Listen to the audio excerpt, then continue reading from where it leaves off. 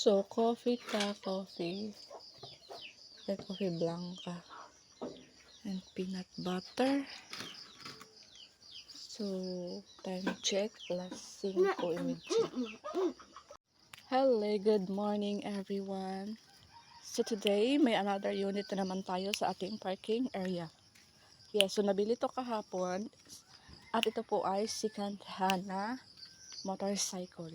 So ito po ay repaint na Delta 110. So Delta 110 po ito. And as you can see, napaka colorful ng kanyang kulay dahil po ito po ay repaint na. Okay, repaint na po ito sa may-ari. And then, as you can see, yung makina niya, hindi naman siya basa, dry naman. Once dry goods po ito. And then, naka-lowered siya dahil as you can see, medyo siya, down. And yung kaniyang is orange. So, i-change natin yung kulay into black. Ayaw natin ng orange. So, ayan yun. So, ito po ay second hand and then wala po itong papers. So, pag makabili kami ng walang papers, yung gagawin namin is maggawa lang ng kasulatan. Okay?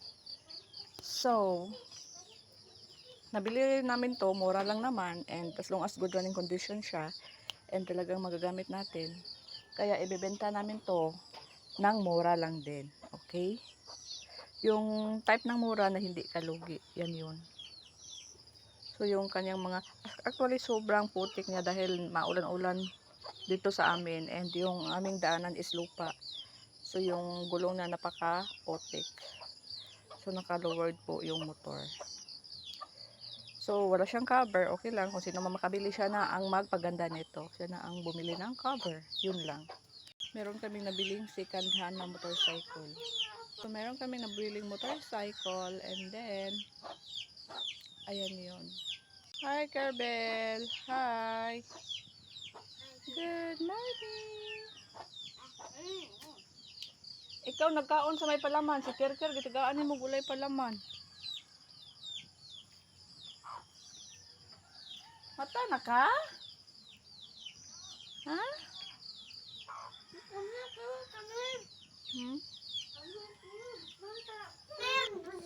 So, ito na ngayon dahil na-repaint ko na ng black para maganda tingnan, para mas okay tingnan. So, ito po ay Delta 110. Good running.